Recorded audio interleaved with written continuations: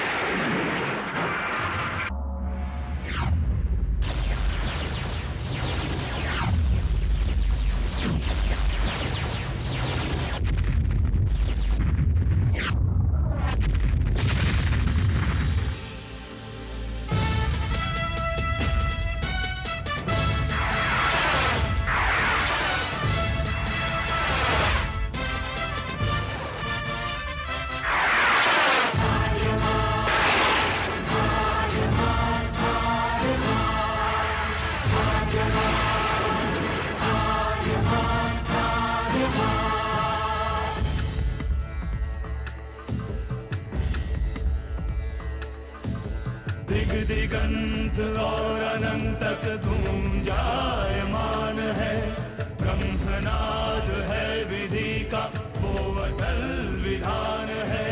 धर्म की अधर्म पर विजय का वो प्रमाण है। जायमान है वो अटल विधान है। विजय का वो प्रमाण है। ब्रह्मांड का महान योद्धा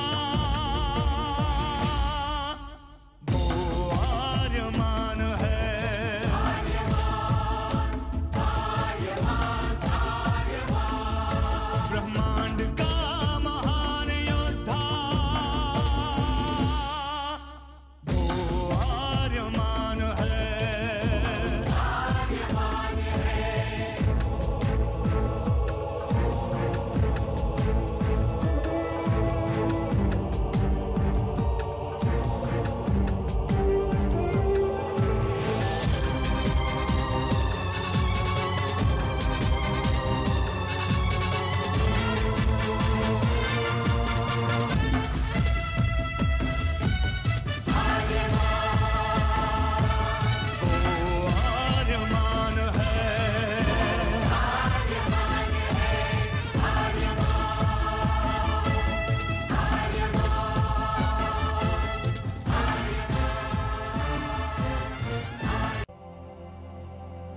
अनंत असीम ब्रह्मांड, अद्भुत विशाल विराट, जहां असंख्य आकाश गंगाएं प्रतिक्षण बनती रहती हैं, मिटती रहती हैं।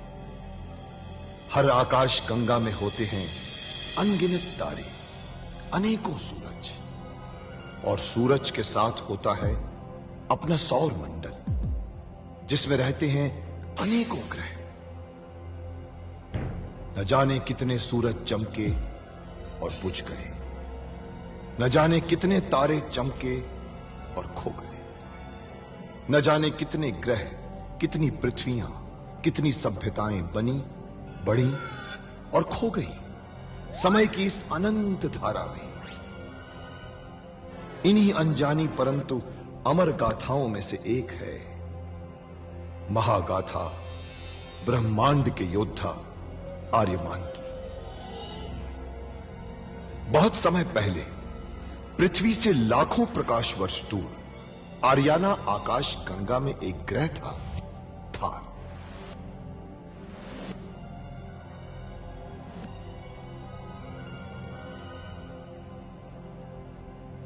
थार एक रेगिस्तान था, पानी की बूंद नहीं थी, फिर भी पूरे ब्रह्मांड के लिए मूल्यवान था थार, क्योंकि थार में थी ऐसी खाने जहां से दुर्लभ जीवनदायी पदार्थ निकलता था, जिसे थारस कहते थे।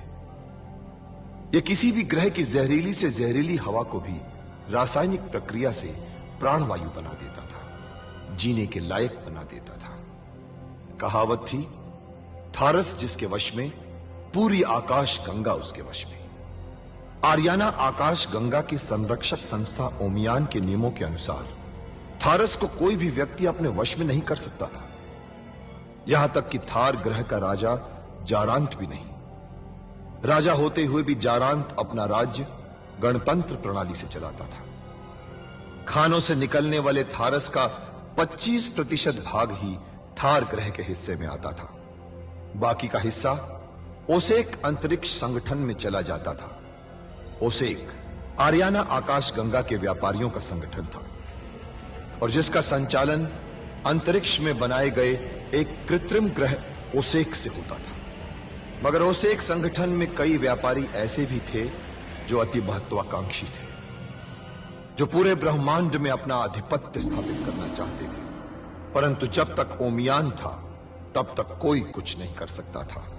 ओमियान अंतरिक्ष के लोगों की संरक्षक संस्था थी जो अंतरिक्ष के निवासियों के हितों का पूरा ध्यान रखती थी और अपनी शांति सेना के द्वारा संपूर्ण ब्रह्मांड में शांति और व्यवस्था बनाए रखती थी। इसी ओमियान संस्था का अध्यक्ष था महान होशिंग। होशिंग जिस ग्रह पर रहता था उस ग्रह का नाम था कुरुक्षेत्र, जहां आज छिड़ी हुई है एक महाजंग।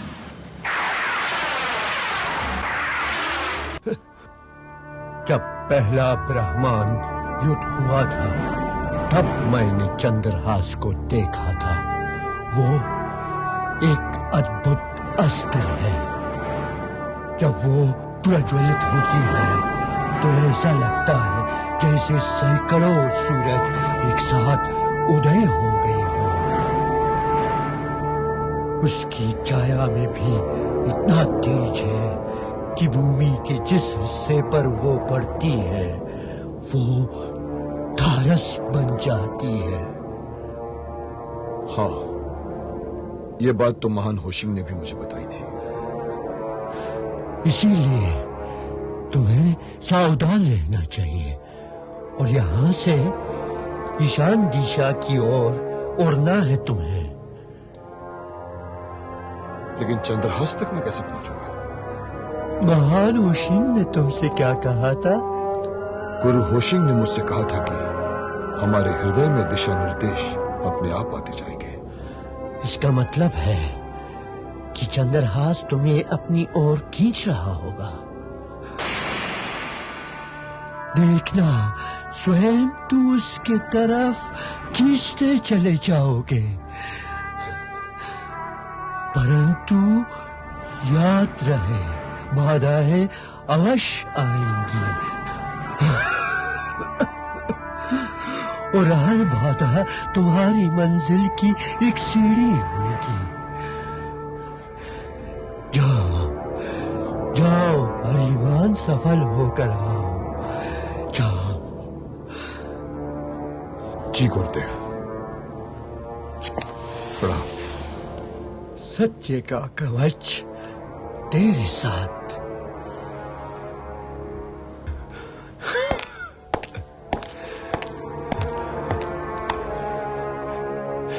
सत्य का कवच तेरे साथ आर्यमान। आर्यमान, अब हम अपने चंद्रहास की यात्रा पर जाएंगे ना? हाँ, परंतु मैं समझता हूं कि उससे पहले पेट पूजा कर ली जाए।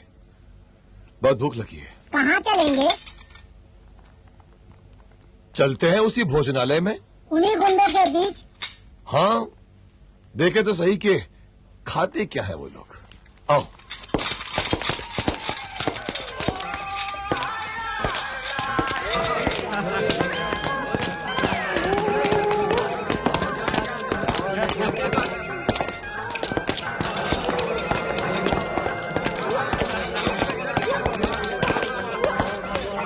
आ जाओ।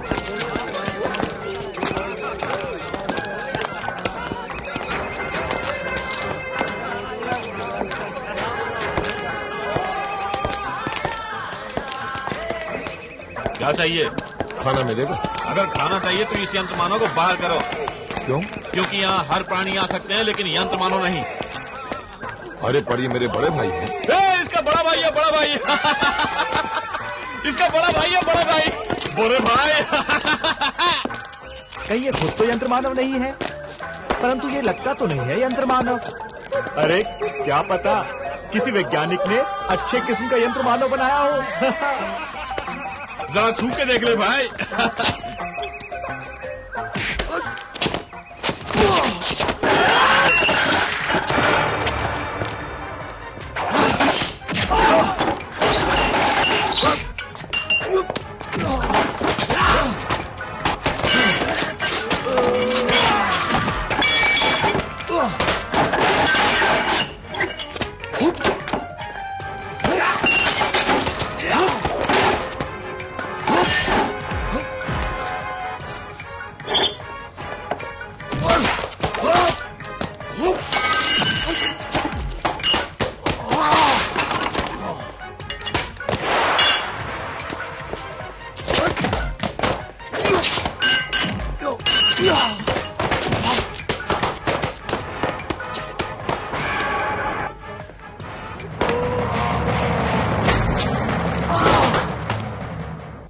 ये मुझे माल कमा कर देगा।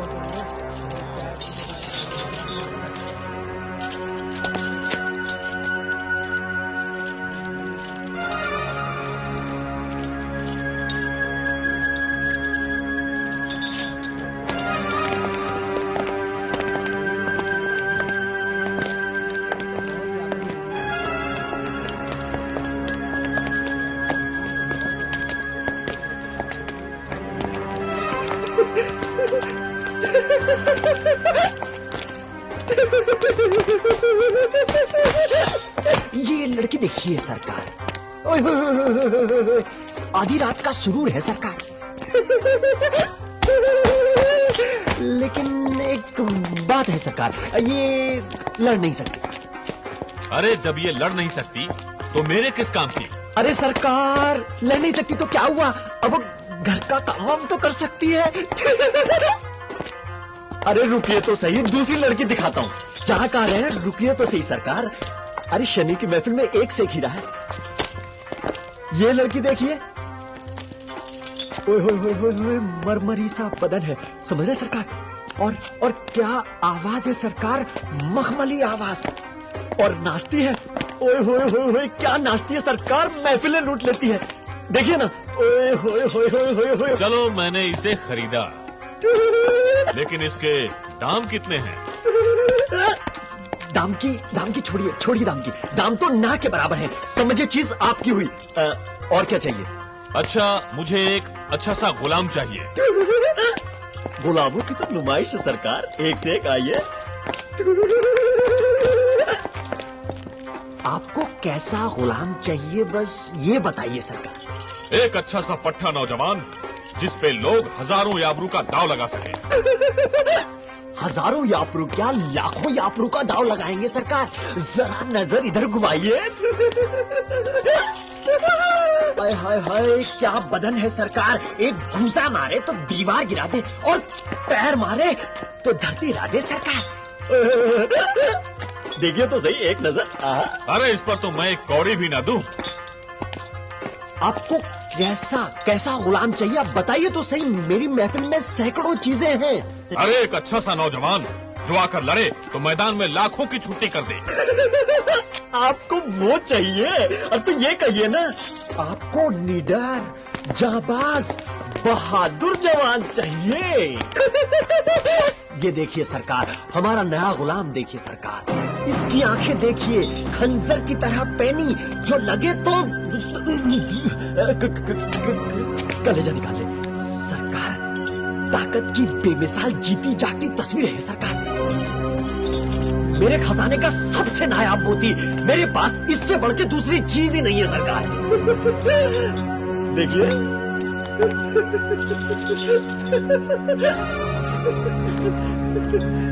ये हुई ना बात।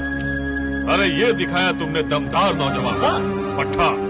अच्छा, इसकी कीमत क्या लोगे? अरे कीमत की छोड़िए सरकार, ऐसा हीरा आपको कहीं नहीं मिलेगा। बड़ी मुश्किल से पकड़ा है मैंने इसको। अरे सरकार, ये तो अनमोल है, अनमोल, मेरा ये जाबाज मोती। ये अनमोल है, ये तो बाद में पता चलेगा। लेकिन पहले ये बताओ कि इसकी कीमत मुझे कितनी देनी पड़ेगी?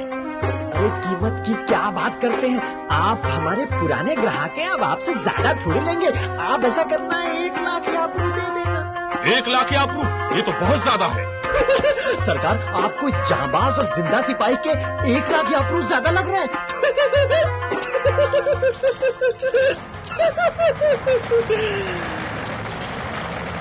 अरे सरकार, यकीन जानिए, इसको पकड़ने और काबू करने में हमारा जितना खर्च हुआ है ना, उसके बदले में 1 लाख यापरू कुछ नहीं सरकार।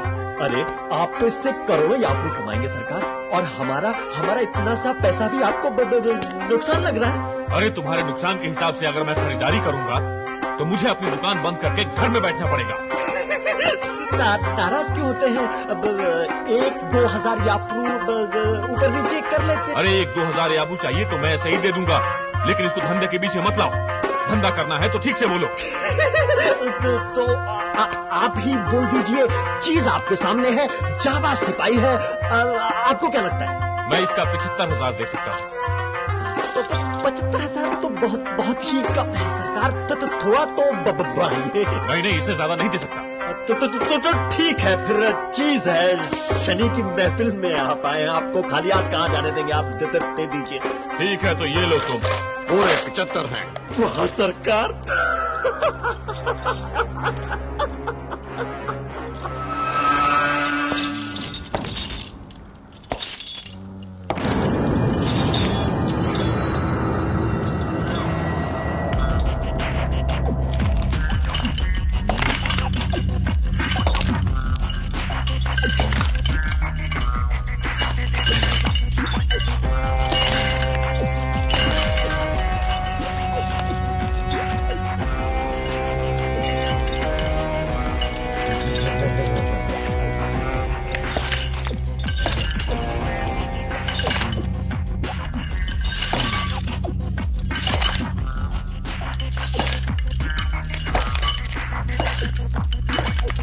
तो इन लोगों के फंदे में कैसे फंस गया? क्यों? क्योंकि तुम्हारी जिंदगी का आज आखिरी दिन है। तुम्हें कैसे मालूम? वो इसलिए कि कल तुम्हें मुझसे अखाड़े में लड़ाया जाएगा। क्यों? क्योंकि यहाँ 2 गुलामों की जिंदगी पर जुआ खेला जाता है, और हार जीत का फैसला एक गुलाम की मौत से होता है। किसी और तरीके से फैसला नहीं हो सकता। मैं किसी से झगड़ा नहीं करना चाहता। तुम्हारे चाहने या ना चाहने से कुछ नहीं होता। यहाँ का उसूल है, मारो या मरो, इसलिए एक गुलाम को मरना ही पड़ता है। जो भी हो, मैं तुम पर हथियार नहीं उठाऊंगा, क्योंकि मेरी तुमसे कोई दुश्मनी नहीं। डर गया? नहीं, मैं खामखा खून खराबा पसंद नहीं करता। मैं अखाड़े में उतरूंगा ही नहीं। तुम जबरदस्ती उतार दिए जाओगे। तुम्हें मुकाबला करना ही पड़ेगा, वरना मार दिए जाओगे।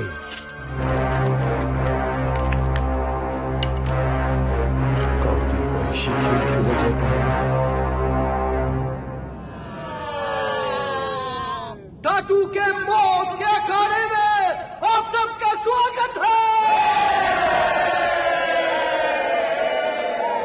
इस अखाड़े को मौत का अखाड़ा क्यों कहा जाता है, ये तो आप सब जानते हैं।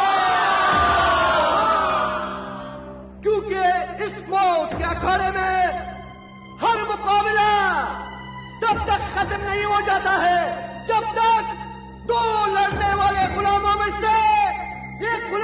मौत न हो जाए।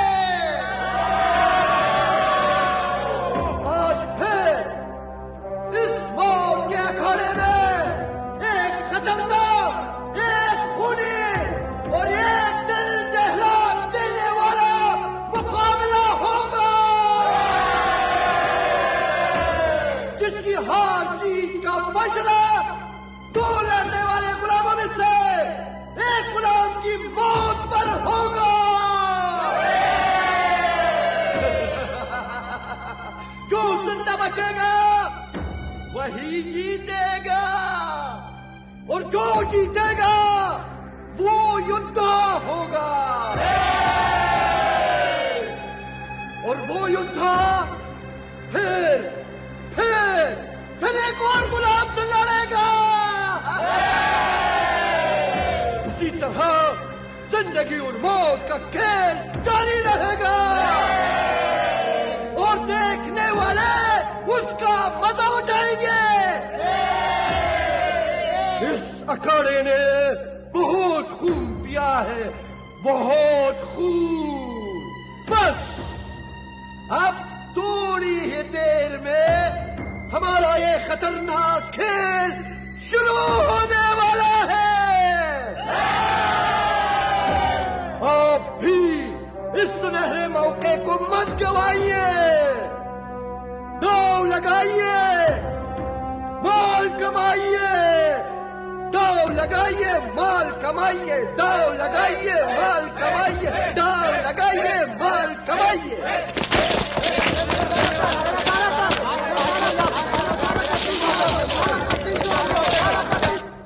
जाइए जाइए, दांव लगाइए।